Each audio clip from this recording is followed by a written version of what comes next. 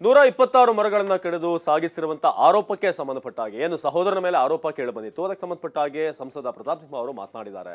FIR ನಲ್ಲಿ ನನ್ನ ತಮ್ಮನ ಹೆಸರೇ ಇರಲಿಲ್ಲ, ಆದರೆ ನಂತರ ಅವರನ್ನ ವಶಕ್ಕೆ ಪಡೆದಿರುವಂತದ್ದು ಇರಬಹುದು, ಇದೆಲ್ಲವೂ ಕೂಡ ರಾಜಕೀಯ ದುರುದ್ದೇಶ ಅಂತ ಹೇಳಿದ್ದಾರೆ. ಪ್ರತಾಪ್ ಸಿಂಹ ಏನು ಹೇಳಿದ್ರೆ ವಿಚಾರಕ್ಕೆ ಸಂಬಂಧಪಟ್ಟ ಹಾಗೆ ಬನ್ನಿ ನೋಡೋಣ. ನನಗೆ ಜಿ ಪರಮೇಶ್ವರ್ ಸಾಹೇಬ್ರ ಬಗ್ಗೆ ಭಾಳ ಅಪಾರವಾದಂಥ ಗೌರವ ಇದೆ. ನಾನು ವೈಯಕ್ತಿಕವಾಗಿ ನಾನು ಇಷ್ಟಪಡುವಂಥ ಒಬ್ಬ ರಾಜಕಾರಣಿ. ಡಿಸೆಂಬರ್ 20ನೇ ತಾರೀಕು ಇಲ್ಲಿಗಲ್ಲಾಗಿ ಮರ ಕಡ್ದಿದ್ದಾರೆ ಅಂತ ಹೇಳಿ ಒಂದು FIR ಆಗುತ್ತೆ. A1 Rakesh Shetty, A2 accused number 2 Jayamma, owner ಕಡ್ದವರು ಅಂತ. ಇನ್ನೊಂದು ಇತರರು ಅಂತ ಹಾಕಿದ್ರು. ಅಲ್ಲಿ ಅಬ್ಸ್ಕ್ಯಾಂಡ್ ಆಗಿರೋ ಮರ ಕಡ್ದಿರೋನೊಬ್ಬ ರವಿ ಅಂತ ಅಬ್ಸ್ಕ್ಯಾಂಡ್ ಆಗಿದ್ದ. 24ನೇ ತಾರೀಕುವರೆಗೂ 16ರಿಂದ 24ನೇ ತಾರೀಕುವರೆಗೂ ಇದ್ರ ಬಗ್ಗೆ ಇಲಾಖೆ ತನಿಖೆ ಮಾಡ್ತಾಯಿತ್ತು.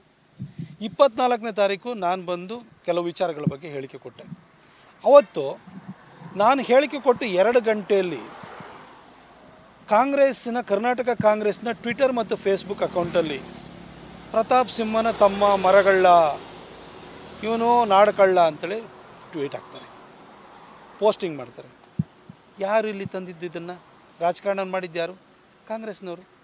ಆಯಿತು, ಆ FIR ಅಲ್ಲಿ ಎಲ್ಲಾದರೂ ನನ್ನ ತಮ್ಮ ಇದ್ದಾನ? ನನ್ನ ತಮ್ಮಗೂ ಆ ಜಮೀನಿಗೆ ಏನಾದರೂ ಸಂಬಂಧ ಇದೆಯಾ? ರಾಜಕಾರಣ ಮಾಡಿದ್ದು ಕಾಂಗ್ರೆಸ್ ಅವರು.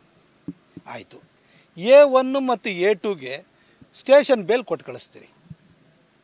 ನನ್ನ ತಮ್ಮನ್ನು ಕೂಡ ನೀವು ಇದೆಲ್ಲ ಭಾಳ ನೀವೇ ರಾಜಕಾರಣನ ನಿಮ್ಮ ಕಾಂಗ್ರೆಸ್ ಸೋಷಿಯಲ್ ಮೀಡಿಯಾದಲ್ಲಿ ಕೊಟ್ಟು ಆನಂತರ ನನ್ನ ತಮ್ಮನ ಅದಕ್ಕೆ ಹೇಳತ್ತಂದು ನನ್ನ ತಮ್ಮನ ಹತ್ರ 28ನೇ ತಾರೀಕು ಸ್ಟೇಟ್ಮೆಂಟ್ ತೊಗೋತೀರಿ. ಸ್ಟೇಟ್ಮೆಂಟ್ ಕೊಟ್ಟು ನನ್ನ ತಮ್ಮ ಬೆಂಗಳೂರಿಗೆ ಹೋಗಿದ್ದಾನೆ. ನನ್ನ ತಮ್ಮ ಸಕಲೇಶ್ಪುರದಲ್ಲೇ ಬೇಲೂರಿನಲ್ಲೇ ಇರಬೇಕು ಅಂತ ಏನಾದ್ರು ಕೋರ್ಟ್ ಆರ್ಡ್ರ್ ಇದೆಯಾ? ರಿಸ್ಟ್ರಿಕ್ಷನ್ ಇದೆಯಾ? ನಿಮ್ಮ FIR ಅಲ್ಲಿ ಏನಾರು ಅವನು ಅಕ್ಯೂಸ್ಡ್ ಇದ್ದಾನೆ? ಇಲ್ಲಲ್ವಾ? ಯಾರಾದ್ರೂ ತಲೆಮರೆಸ್ಕೊಂಡು ಹೋಗೋನು ಸ್ವಂತ ಕಾರ್ ತೊಗೊಂಡು ಮೊಬೈಲ್ ಆನ್ ಮಾಡ್ಕೊಂಡು ಬೆಂಗಳೂರಿಗೆ ಹೋಗ್ತಾರೆ? ರಾಜಕಾರಣ ಮಾಡಿದವರು ತಲೆಮರೆಸ್ಕೊಂಡಿದ್ದಾರೆ ಅಂತ. ಮಧು ಬಂಗಾರಪ್ಪ ಅವರ 6.5 ಕೋಟಿ ಚೆಕ್ ಬೌನ್ಸ್ ಪ್ರಕರಣ ಬರುತ್ತೆ. 6 ತಿಂಗಳ ಜೈಲು ಶಿಕ್ಷೆನೂ ಅದರಲ್ಲಿ ವಿಧಿಸಿರ್ತಾರೆ. ಆ ಪ್ರಕರಣವನ್ನು ವಿಷಯಾಂತರನ ಮಾಡಬೇಕು, ಮಾಧ್ಯಮಗಳ ಗಮನ ಬೇರೆ ಕಡೆ ಸೆಳಿಬೇಕು ಅಂತ ನನ್ನ ತಮ್ಮನ್ನು ಅರೆಸ್ಟ್ ಮಾಡೋಕ್ಕೆ ಕಳಿಸ್ತೀರಿ. ನನಗೆ